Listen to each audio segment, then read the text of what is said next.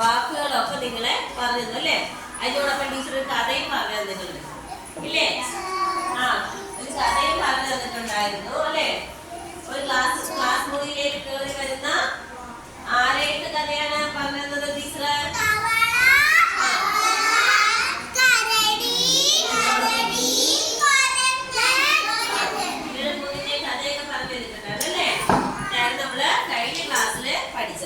ഇനി നോക്ക്. അപ്പൊ അതിനോടൊപ്പം തന്നെ നമ്മള് യാ എന്ന അക്ഷരം വരുന്ന വാക്കുകൾ പഠിച്ചു. യന്ത്രോന്ന് ടീച്ചർ പറഞ്ഞിരുന്നു. ഞാ എന്ന അക്ഷരം വരുന്ന വാക്കുകൾ ടീച്ചർ വേറെ ഇല്ലാത്ത തന്നെ വരെയുണ്ട് അല്ലെ? അങ്ങനെ ഒരുപാട് വാക്കുകൾ പറഞ്ഞു. പക്ഷെ ഇതിനകത്ത് കൊടുത്തേക്കുന്ന രഥം എന്നുള്ള വാക്ക് കൊടുത്തിട്ടുണ്ട് അല്ലെ? രഥം എന്നുള്ള വാക്ക് നമ്മൾ ഇതിന്റെ കൂടെ അല്ല, രാ എന്ന അക്ഷരം പഠിക്കുമ്പോൾ മാത്രമല്ല എന്ന അക്ഷരം പഠിച്ച സമയത്ത് നമ്മള് രഥം എന്ന വാക്ക് പഠിച്ചു അല്ലെ? അപ്പം അതിനുശേഷം ടീച്ചർ പിന്നെ എന്താണ്, ലാ എന്ന അക്ഷരം വരുന്ന ഒത്തിരി വാക്കുകളുണ്ട്. ലാ എന്ന അക്ഷരം വരുന്ന ലതയുണ്ട് അല്ലെ, വലയുണ്ട്. അങ്ങനെ ലാ എന്ന അക്ഷരം വരുന്ന ഒരുപാട് വാക്കുകളുണ്ട്. നൂറ ശ്രദ്ധിക്കുക. അതേടക്ക് വാ വരുന്ന ഒരുപാട് വാക്കുകളുണ്ട്. ആദിത്യൻ ശ്രദ്ധിക്കുക. വാ വരുന്ന ഒരുപാട് വാക്കുകളുണ്ട്. അതില് വള അല്ലെ, വല, ഇതൊക്കെ വാ എന്ന അക്ഷരം വരുന്ന വാക്കുകളാണ്. ഇനി നോക്കിക്കോ.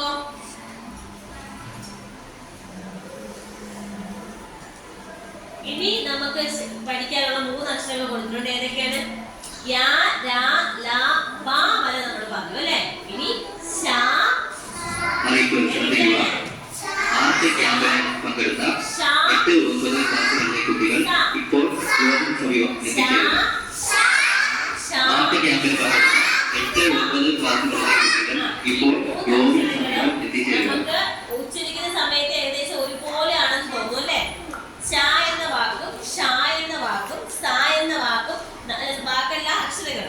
ഷാ എന്ന അക്ഷരം, ഷാ എന്ന അക്ഷരം, സാ എന്ന അക്ഷരം, ഈ 3 അക്ഷരങ്ങൾ നമ്മൾ ഉച്ചരിക്കുമ്പോൾ ഒരുപോലെ ആണെന്നായിരിക്കും നമുക്ക് തോന്നാറ് അല്ലേ? അങ്ങനെയാണ്. പക്ഷേ നമുക്ക് ഷാ എന്ന് വരുന്ന വാക്കാണ് ശലഭം. ഷാ എന്ന അക്ഷരം വരുന്ന വാക്ക് ഏതാണ്? ശലഭം. ഇനി ഷാ എന്ന് പാ എഴുതി മുകളിലോട്ട് പോയി എഴുതുന്ന ഈ അക്ഷരത്തിന് പറയുന്ന ഒരു വാക്കാണ് ഷർട്ട്. നിങ്ങൾ ഇടൂലേ ബോയ്സ് ഒക്കെ? ഷർട്ട് എന്താണ്? ഷർട്ട്. ഈ ബോയ്സ് ഒക്കെ ഇട്ടേ. അടുത്ത് നോക്ക്. സാ എന്ന അക്ഷരം ഞാൻ എഴുതിയതിനു ശേഷം ഇതുപോലെ മുകളിലോട്ട് പോകുന്നതിന് സാ എന്ന അക്ഷരം, ആ സാ വരുന്ന ഒരു വാക്കാണ് സദ്യ. കഴിക്കൂലേ സദ്യ? സദ്യ. മനസ്സിലായോ?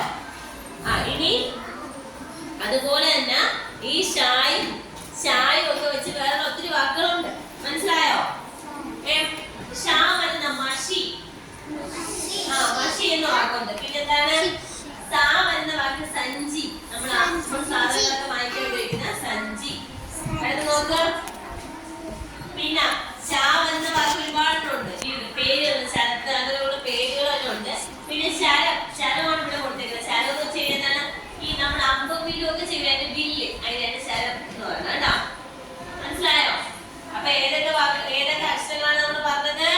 ഷാ, ഷാ, സാ, ഷാ, ഷാ, സാ.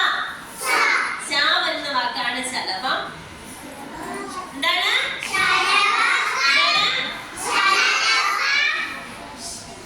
വരുന്ന വാക്കാണ് ഷർട്ട്.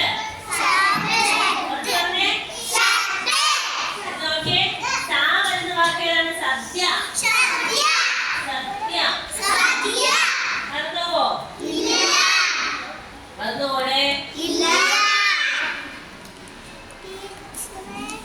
എവിടെ കൊടുത്തിട്ടുണ്ട്? കുറച്ച് പണ്ടൊരുണ്ണി സദ്യക്ക് പോവാനായിട്ട് അമ്മതൻ കൂടെ പോകുമ്പോൾ പുള്ളി ഉടുപ്പിട്ട ഷർട്ടിൽ എന്താണ്?